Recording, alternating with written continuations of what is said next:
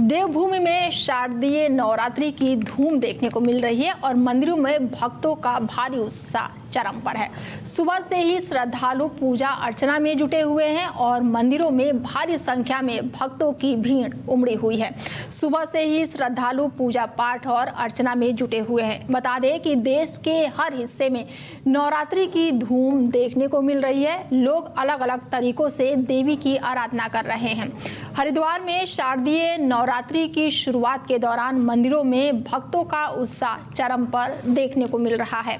शारदीय नवरात्रि के पावन पर्व की शुरुआत आज जसपुर में और साथ ही हरिद्वार में भी पूरी श्रद्धा और उत्साह के साथ देखने को मिल रहा है।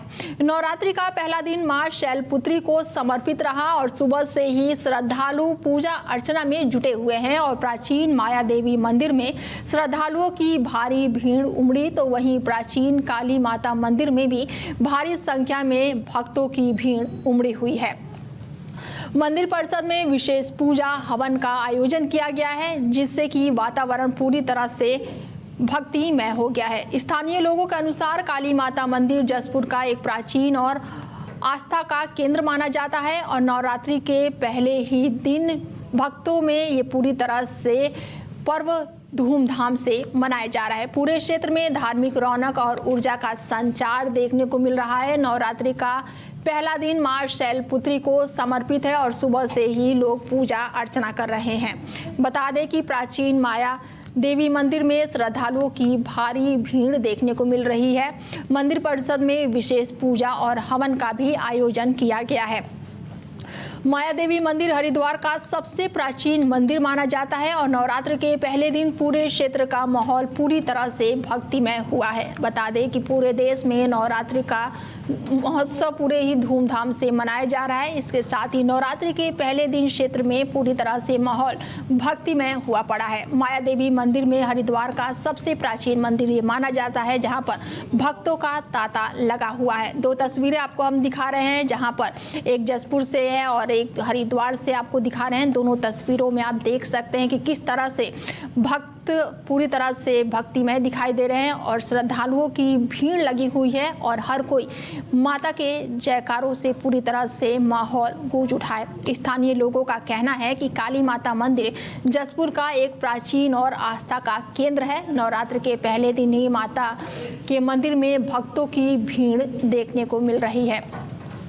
इसके साथ ही पूरे क्षेत्र में धार्मिक रौनक और ऊर्जा का संचार देखने को मिल रहा है। नवरात्र का पहला दिन मां शैलपुत्री को समर्पित है और सुबह से ही पूजा अर्चना की जा रही है।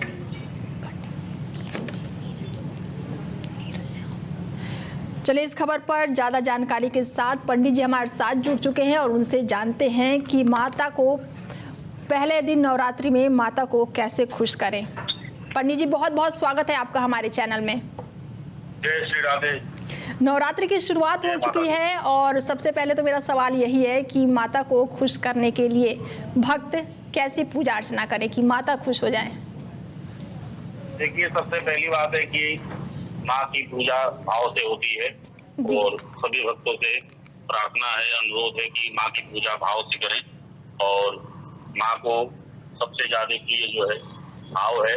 और चंडी पाठ, दुर्गा पाठ नवरात्रों में करने से भक्त की मनोवांछित कामना पूर्ण होती है और भक्त खुद अपने स्वयं चंडी पाठ कर सकता है अथवा ब्राह्मण को बुला करके चंडी पाठ करे और मन लगा के यदि चंडी पाठ करता है तो अवश्य उसकी मनोकामना पूर्ण होगी।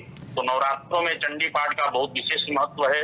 या माँ का दुर्गा चालीसा करें या माँ का 108 नाम का जप करें, दुर्गा जी का कवच करें, इत्यादि इत्यादि माँ के बहुत सारे मंत्र एवं पाठ हैं जिसके करने से मनोकामना पूर्ण होती है। और मैं बता दूं कि गृहस्थ धर्म में सर्वा बाधा विदित मुक्तो धन धान्य सुतान्वित मनुष्यो मत प्रसादेनो भविष्यति न संशय। इस मंत्र का यदि नवरात्रों में माँ के चरणों का ध्यान लगा करके और संकल्प करके यदि पाठ किया जाए, जप किया जाए, तो सर्वा बाधा विनिर्मुक्तो समस्त बाधाओं से मुक्त होकर के धन धान्य सुतान्विता और धन धान्य की प्राप्ति होती है और अवश्य ही उसकी मनोकामना पूर्ण होती है। तो माँ की सच्ची पूजा भाव से यदि नवरात्रों में की जाए तो अवश्य ही फलदायी होती है। जी पंडित जी, हर बार लोगों को दुविधा रहती है कि नवरात्र 7 दिन, 8 दिन, 9 दिन का, कितने दिनों का नवरात्र है, तो इस बार ऐसी कोई दिक्कत तो नहीं है? कितनी दिनों का नवरात्र है इस बार? देखिए क्या है कि नवरात्र हमारे अंग्रेजी डेट से चलता नहीं है, तिथियों से चलता है नवरात्र। जी। तो इस बार तिथियों का बढ़ना हुआ है और कहते हैं कि तिथियों का बढ़ना शुभ माना जाता है।